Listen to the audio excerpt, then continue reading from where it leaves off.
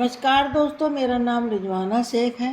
Cash flow quadrant, आर्थिक स्वतंत्रता की कुंजी बाय रॉबर्ट टी कियोसाकी। अध्याय 5, निवेशकों के 5 स्तर। निवेश वित्तीय स्वतंत्रता की कुंजी है। मेरे गरीब डैडी अक्सर कहते थे, निवेश करना जोखिम भरा है। मेरे अमीर डैडी अक्सर कहते थे, वित्तीय दृष्टि से अशिक्षित होना जोखिम भरा है। आज ज़्यादातर लोग जानते हैं कि उन्हें निवेश करना चाहिए। समस्या यह है कि मेरे गरीब डैडी जैसे ज़्यादातर लोग यह मानते हैं कि निवेश करना जोखिम भरा है, और अगर आपके पास वित्तीय शिक्षा, अनुभव और मार्गदर्शन नहीं हो तो यह सचमुच जोखिम भरा होता है। निवेश करना सीखना महत्वपूर्ण है, क्योंकि निवेश की वित्तीय स्वतंत्रता की कुंजी है। उन लोगों के साथ 5 चीज़ें होती हैं जो निवेश नहीं करते या खराब तरीके से निवेश करते हैं। नंबर 1, वे जीवन भर कड़ी मेहनत करते हैं। नंबर 2, वे जिंदगी भर पैसों की चिंता करते हैं। नंबर 3, वे अपनी परवाह के लिए दूसरों पर निर्भर रहते हैं, जैसे परिवार, कंपनी या सरकार की पेंशन। नंबर 4, उनके जीवन की सीमाएं पैसों से तय होती हैं। नंबर 5, वे यह नहीं जान पाते कि सच्ची स्वतंत्रता क्या है। अमीर डैडी अक्सर कहते थे, जब तक तुम वित्तीय स्वतंत्रता हासिल नहीं कर लेते, तब तक तुम सच्ची स्वतंत्रता को कभी नहीं जान पाओगे। इससे उनका मतलब यह था कि निवेश करना सीखना किसी पेशे को सीखने से ज़्यादा महत्वपूर्ण था। उन्होंने कहा था, जब तुम कोई पेशा सीखते हो, मान लो कि डॉक्टर का, तो तुम यह सीखते हो कि पैसे के लिए कैसे काम करना है। निवेश करना सीखने में तुम यह सीखते हो कि पैसे से अपनी खातिर कैसे काम कराना है।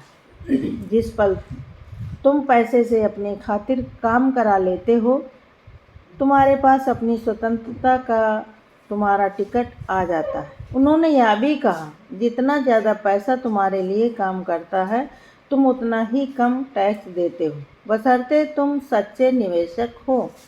निवेश करना सीखना।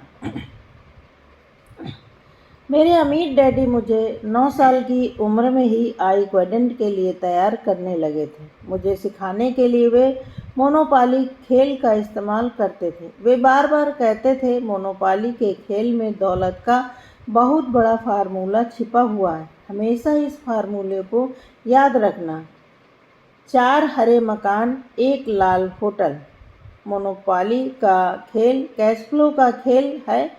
मिसाल के तौर पर, अगर आपके पास अपने स्वामित्व की किसी जायदाद पर 1 हरा मकान था और आपको $10 मिले, तो आपके पास $10 प्रतिमाह का कैश फ्लो होता था। 2 मकान $20, 3 मकान $30 और लाल होटल $50। ज़्यादा हरे मकानों और ज़्यादा लाल होटलों का मतलब था ज़्यादा कैश फ्लो, कम काम, कम टैक्स और ज़्यादा स्वतंत्रता। एक आसान खेल, लेकिन यह महत्वपूर्ण सबक। अमीर डैडी असली ज़िंदगी में मोनोपोली का खेल खेलते थे। वे अक्सर अपने बेटे के साथ मुझे भी अपने हरे मकान दिखाने ले जाते थे।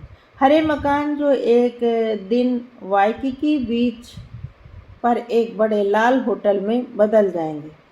जब मैं बड़ा हुआ और मैंने अमीर डैडी को अपनी असली ज़िंदगी में मोनोपोली का खेल खेलते देखा, तो मैंने निवेश के बारे में कई मूल्यवान सबक सीखे। उन सबकों में से कुछ ये हैं। नंबर 1, निवेश जोखिम भरा नहीं है। नंबर 2, निवेश मज़ेदार है। नंबर 3, निवेशक आपको बहुत बहुत अमीर बना सकता है।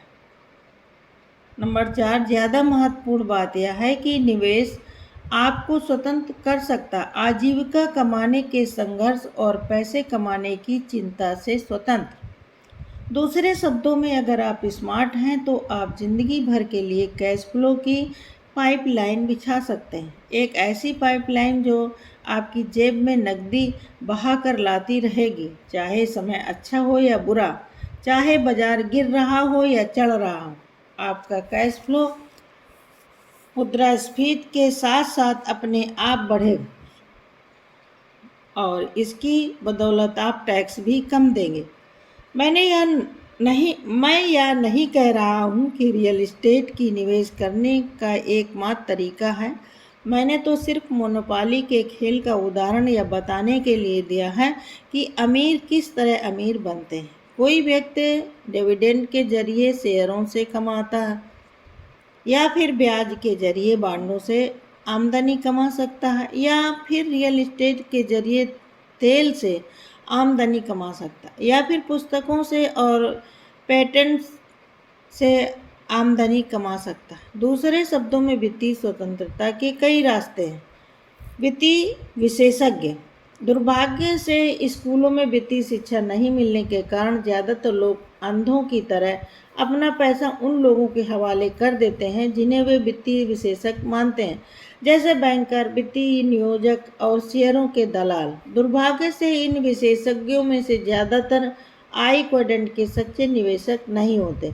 ज़्यादातर वे ई क्वाड्रेंट के कर्मचारी होते हैं जो वेतन के लिए काम करते हैं या एस क्वाड्रेंट में काम करने वाले सेल्फ एम्प्लॉयड वित्तीय सलाहकार होते हैं जो फीस और कमीशन के लिए काम करते हैं। ज़्यादातर विशेषज्ञ काम करना बंद नहीं कर सकते सिर्फ इसलिए क्योंकि उनके पास ऐसे निवेश नहीं हैं जो उनके खातिर काम कर रहे हों। वॉरेन बफे ने कहा था, वॉल स्ट्रीट एकमात्र जगह है जहां लोग सेल्स रायस में बैठकर उन लोगों से सलाह लेने आते हैं जो सबसे यात्रा करते हैं। अगर लोगों के पास मजबूत वित्तीय शिक्षा नहीं है तो वे यह नहीं समझ सकते कि उनका वित्तीय सलाहकार सेल्समैन है या धोखेबाज, मूर्ख है या जीनियस। याद रखें, सभी धोखेबाज अच्छे लोग दिखते हैं। आप जो सुनना चाहते हैं, अगर वे वही बोलते हैं तो आपको अच्छे लगेंगे। अगर वे ऐसा नहीं करें तो आप उनकी बात सुनेंगे ही नहीं। सेल्स पर्सन होने में कोई बुराई नहीं है। हम सभी कुछ ना कुछ बेचते हैं, लेकिन जैसा वॉरेन बफे कहते हैं, कभी किसी बीमा सेल्समैन से यह नहीं पूछे कि क्या आपको बीमे की ज़रूरत है। जब बात पैसे की आती है तो कई लोग कुछ भी कहने और बेचने के लिए उतावले रहते हैं ताकि वे आपकी जेब में हाथ डाल सकें। रोचक बात यह है कि ज़्यादातर निवेशक उस व्यक्ति से कभी नहीं मिलते जो उनका पैसा ले रहा है। ज़्यादातर पश्चिमी देशों में कर्मचारियों का पैसा अपने आप उनके वेतन से काट लिया जाता है, उसी तरह जिस तरह आयकर विभाग आयकर वसूलता है। अमेरिका में कई कर्मचारी अपने नियोक्ता को अनुमति दे देते हैं कि वह उनका पैसा काट कर उनके 401 के रिटायरमेंट प्लान में जमा कर दे, जो संभवतः रिटायरमेंट के निवेश करने का सबसे बुरा तरीका है। 401 के योजनाओं के अलग अलग देशों में अलग अलग नाम है। जापान में भी इसे 401 के कहा जाता है, लेकिन ऑस्ट्रेलिया में इसे सुपर इंश्योरेंस प्लान कहा जाता है और कनाडा में इसे RRSP कहा जाता है। 401 के रिटायरमेंट के लिए निवेश करने का सबसे बुरा कारण है, यह कहने के पीछे मेरे तर्क ये हैं। नंबर 1, टाइम मैगजीन मेरे पक्ष में है। टाइम मैगजीन के इतने वर्षों में कई लेख छपे हैं जिनमें इतने सारे लोगों के रिटायरमेंट को जोखिम में डालने की बुद्धिमत्ता पर सवाल किया गया। टाइम यह भविष्यवाणी कर रही है कि करोड़ों लोग अजनबियों को जिंदगी भर पैसे थमाने के बाद जब रिटायर होंगे तो उनके पास इतने पैसे नहीं होंगे कि वे रिटायर हो सकें। सामान्य 401 के योजना 80% मुनाफा ले लेती है। निवेशकों को 20% मुनाफा मिल सकता है, बशर्ते वह खुशकिस्मत हो। निवेशक 100% पैसे लगाता है और 100% जोखिम लेता है। 401 की योजना 0% पैसा लगाती है और 0% जोखिम लेती है। 401 के कंपनी को हर हाल में पैसे मिलते हैं, चाहे आपको मुनाफा हो रहा हो या घाटा। नंबर 2, 401 1K में टैक्स आपके खिलाफ काम करता है। अमेरिका में लॉन्ग टर्म कैपिटल गेन्स पर 15% की कम दर से टैक्स लगता है, लेकिन 401K के लाभों पर लगभग 35% की समान आयकर दर से टैक्स लगता है, जो तीनों प्रकार की आमदनी में सबसे ऊंची दर होती है। नंबर 1 समान रूप से अर्जित, नंबर 2 पोर्टफोलियो, नंबर 3 निष्क्रिय। यदि आप अपनी 401 की योजना में से अपना पैसा जल्दी निकालना चाहते हैं तो आपको 10% पेनल्टी टैक्स भी देना पड़ता है। नंबर 3 यदि शेयर बाजार गिर जाता है तो आपके पास कोई बीमा नहीं होता। कार चलाते समय मेरे पास बीमा रहता है ताकि दुर्घटना में काम आए। रियल एस्टेट में निवेश करते समय मेरे पास आग या अन्य आपदाओं का बीमा रहता है, लेकिन 401 के निवेशक के पास बाजार की आपदाओं से होने वाले नुकसान को रोकने के लिए कोई बीमा नहीं होता। नंबर 401 के उन लोगों के लिए है जो रिटायर होने के बाद गरीब रहने की योजना बना रहे हैं। इसलिए वित्तीय योजना अक्सर कहते हैं जब आप रिटायर होते हैं तो आपकी आयकर की दर कम हो जाएगी। वे यह मानकर चलते हैं कि रिटायरमेंट के बाद आपकी आमदनी कम हो जाएगी, इसलिए आपकी आयकर की दर कम हो जाएगी। दूसरी तरफ अगर रिटायरमेंट होते वक्त आप अमीर होते हैं और आपके पास 401 के होती है तो आपको रिटायरमेंट के बाद और भी ज़्यादा ऊंची दर से टैक्स देना पड़ सकता है। चतुर निवेशक निवेश करने से पहले टैक्सों को समझते हैं। ज़्यादातर वित्तीय सलाहकारों और पेंशन फंड मैनेजरों के बारे में दुखद सत्य यह है कि वे निवेशक नहीं हैं, ज़्यादातर तो इक्विडेंट में काम करने वाले कर्मचारी हैं।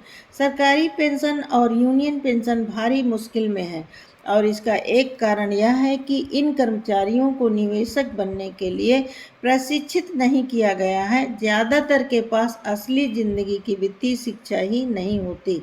स्थिति और भी बदतर हो जाती है क्योंकि ज़्यादातर वित्तीय विशेषज्ञ अशिक्षित निवेशकों को यह सलाह देते हैं कि शेयरों, बांडों और म्यूचुअल फंडों की अच्छी तरह डाइवर्सिफाइड पोर्टफोलियो में लंबे समय तक निवेश करो।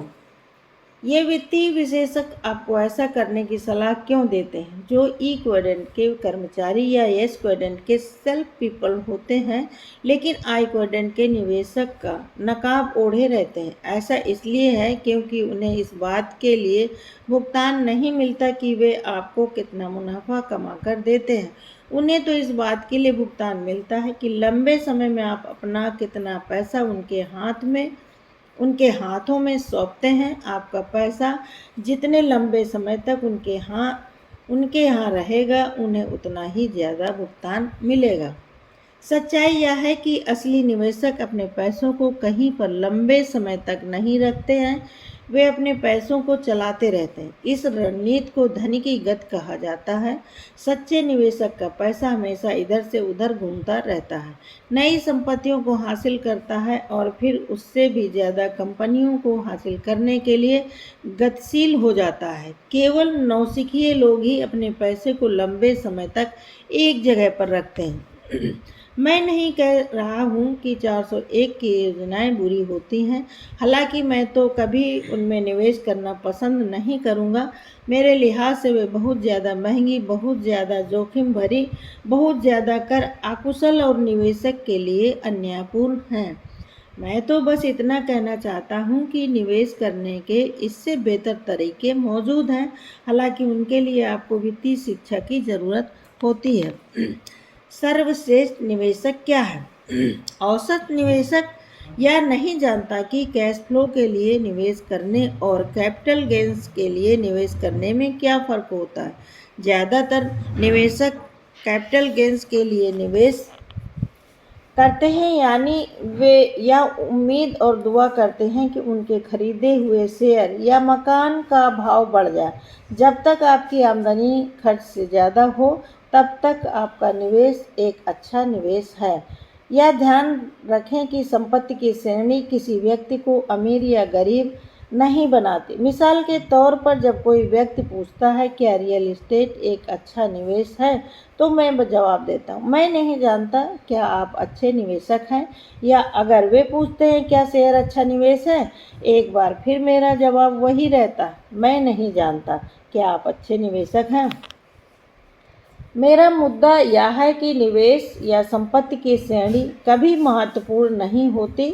सफलता या असफलता, दौलत या गरीबी पूरी तरह से इस बात पर निर्भर करती है कि निवेशक कितना चतुर है। चतुर निवेशक शेयर बाजार में करोड़ों कमा सकता है, दूसरी तरफ नौसिखिया करोड़ों गंवा सकता है।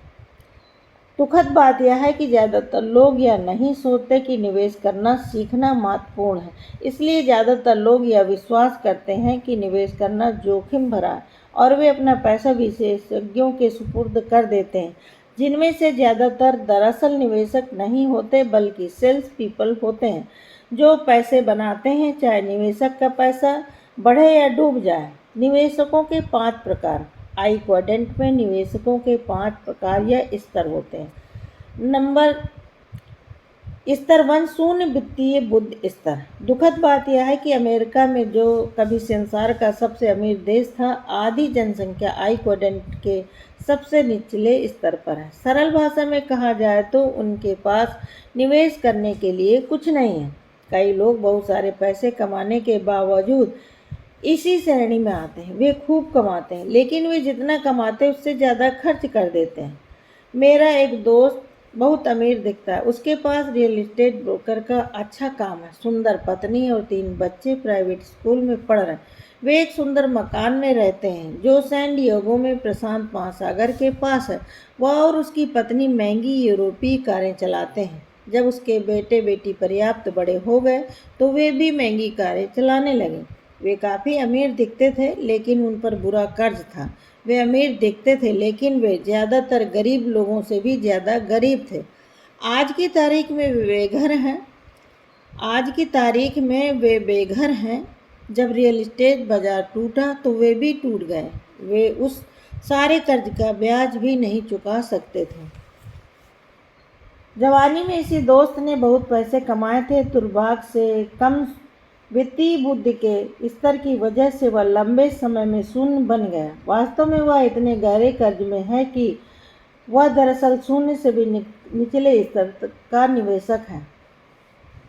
कई लोगों की तरह वह जो भी चीज़ खरीदता है उसका मूल्य या तो घट जाता है या उसे नुकसान हो जाता है।